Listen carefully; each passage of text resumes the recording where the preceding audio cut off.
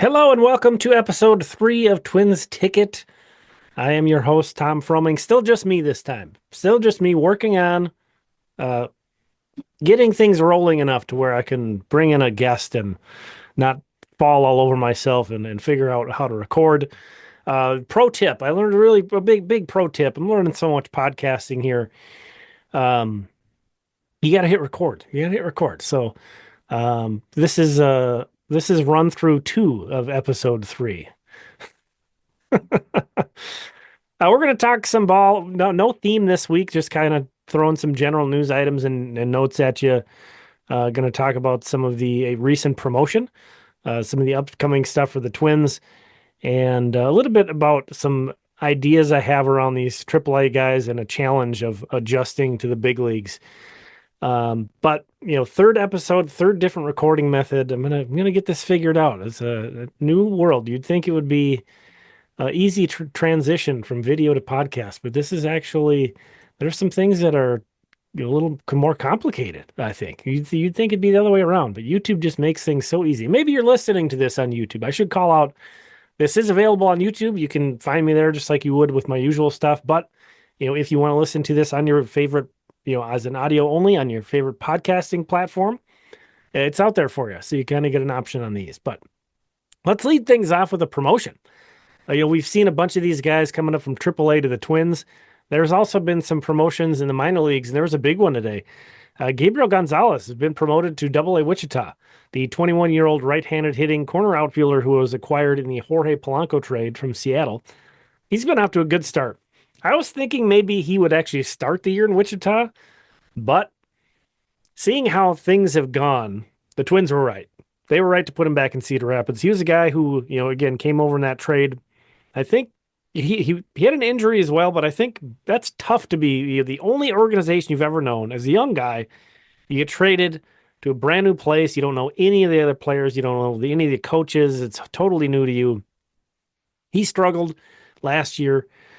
This year he had hit 319 with a 378 OBP and a 529 slugging. That's a 907 OPS in Cedar Rapids. So I think that was just a nice thing for him to be comfortable after such a year where he looked like maybe he was uncomfortable. Have him go back to Cedar Rapids where it is familiar, where he does know guys, and he does know the area, and have him spend a month and a half or so getting the wheels under him, having success, gaining momentum, and then get him up to Double-A. So I like the way that this went for the Twins and for Gabriel Gonzalez. He's played a total of 153 games in High A, though. Only 21, so it's not like they are like holding him back. Still a young guy, but he's definitely did his time in High A, and it was time to move up. He spent a little bit of 2023 in the Mariners system at that level as well. So, as far as like what's been different this year, he's just hitting the ball harder. He's seeing the ball better, but he's same approach wise. Basically, he is walking a little bit more. 6.8 walk percentage last year, up to 8.3, but that's still comfortably below league average, which is around 12% in the Midwest League. His K rate, though, productive guy, 907 OPS, a 529 slugging, so he hits for some power. Only a 14.1 K percentage. So this dude does not strike out. For context, the league average in the Midwest League is 23.1. So definitely an interesting bat. I don't think he's a big asset in the field. I don't think he's a big asset on the bases, but it seems like it's getting more difficult to find hitters these days. And that probably says more about pitching than hitting. Pitchers, there's just so many things you can monitor now and improve upon, and they're the ones who can really impose their will on a hitter, and a hitter more has to react to the pitcher.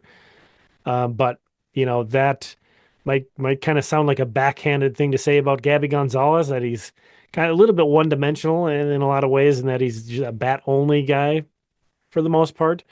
But bats are hard to find, so hopefully his transition goes well. I think that's the second most difficult transition a player has in his career, is going from high to Double-A. That's a proving ground. You face a lot more refinement. There's a lot of talent there still. It's tough. And then AAA to the big leagues is the biggest one. I want to talk about that in a little bit, but That's a brutal one. That's the biggest one by far. This week, though, the Twins, they are currently trying to play Cleveland. It's been raining, trying to get that game in.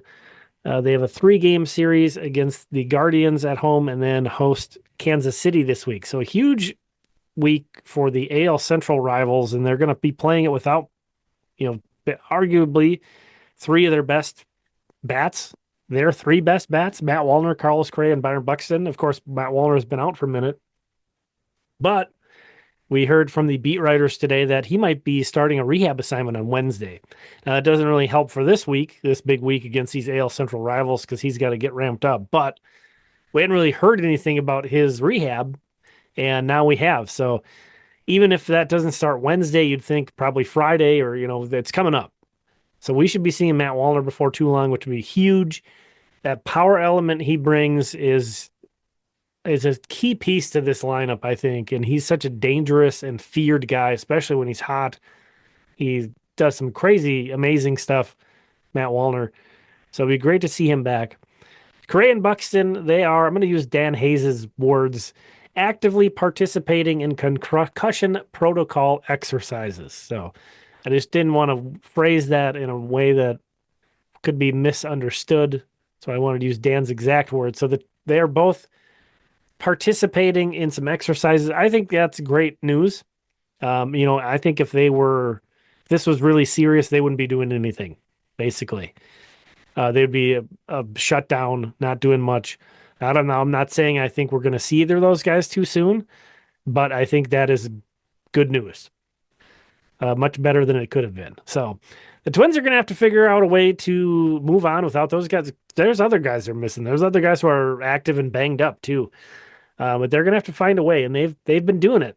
They've been doing it for the most part, not 100%, not with their A lineup, and just grinding out games, gritty, uh, guys stepping up, guys carrying a load.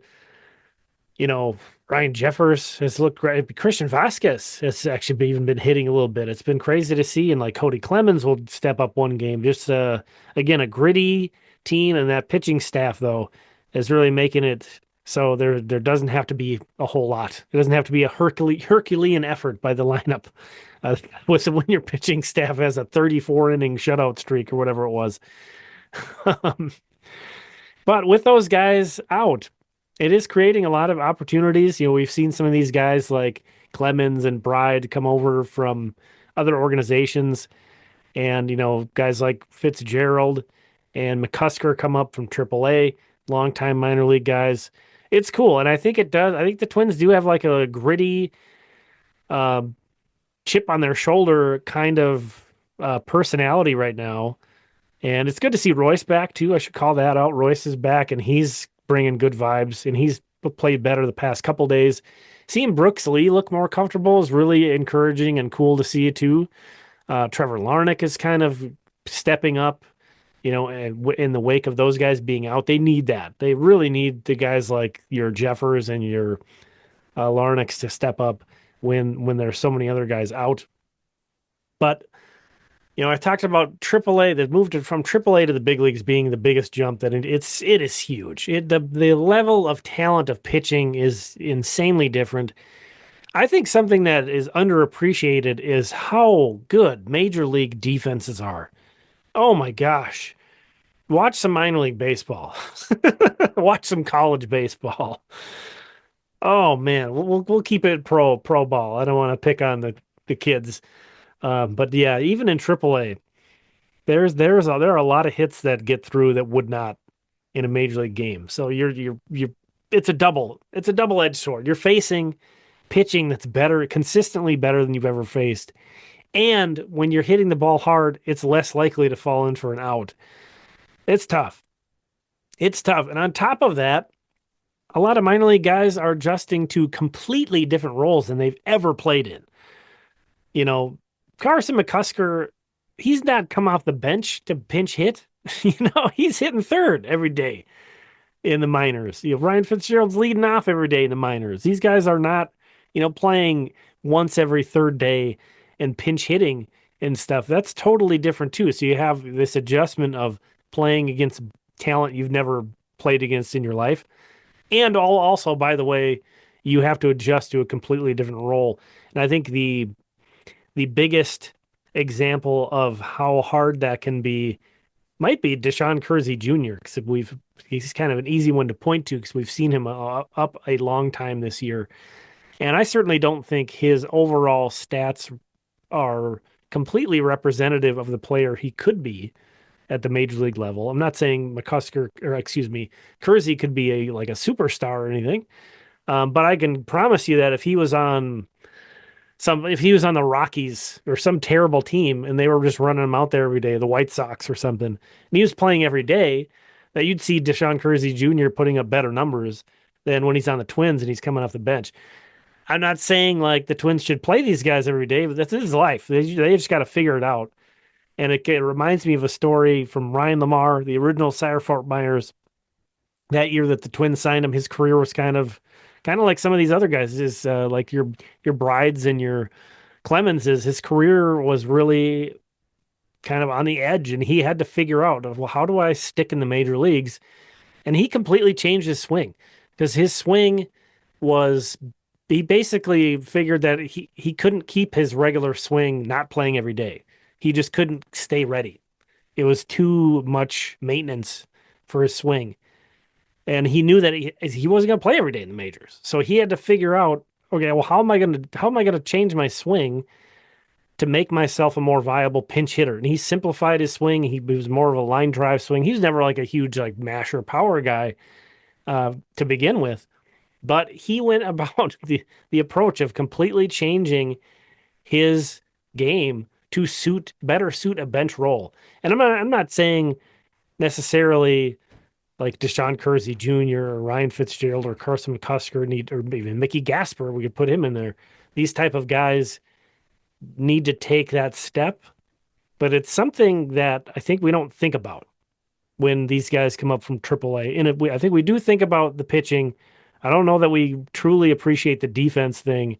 And then I really don't think a lot of people think about how hard it is to go from playing every day to playing maybe every third day and pinch hitting and coming off the bench cold and all these things they haven't done.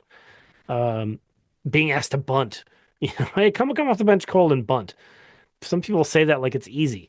I know the Twins don't bunt a lot, but just kind of throwing out scenarios there that these guys might be asked to do that they never would have been done in the minors. And you might take that and say, well, why aren't these guys doing this in the minor leagues?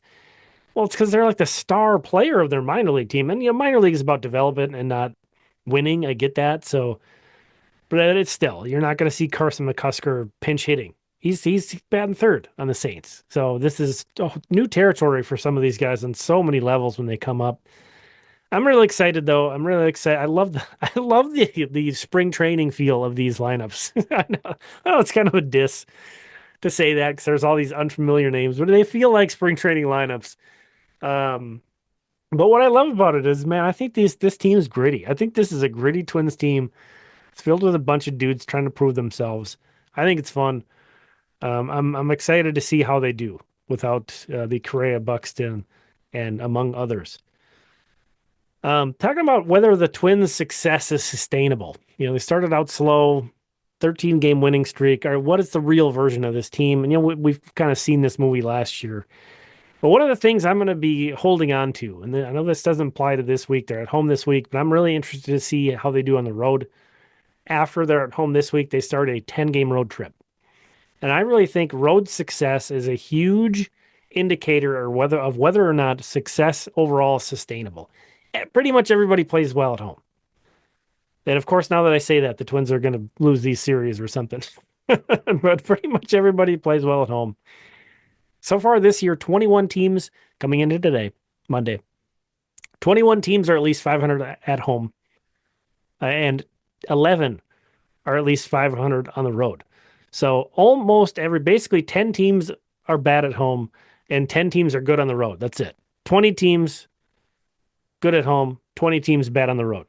So if you can be good on the road, that's really going to differentiate you, and you're probably going to make the playoffs. With the expanded playoffs. Now, I do want to call it the weird fact that both Oakland and Tampa Bay have winning records on the road, and losing records at home. We kind of have to put home in quotation marks for those two teams because they're playing in minor league stadiums right now. Tampa Bay, unfortunately, the Trop was destroyed from a natural disaster, and Oakland's ownership is just a natural disaster in itself. So that's why they're stuck in a minor league stadium. But so those are kind of a weird teams this year, and yeah, the good reasoning for them. Home isn't really home for those teams, unfortunately. Tough situation. But anyway, the Twins currently are 11 and 15 on the road, so they haven't been winning on the road overall. But 7 of those wins in the 13-game winning streak were on the road. More wins on the road than at home during that winning streak. I think that's really encouraging. I think that's something to kind of hang on to.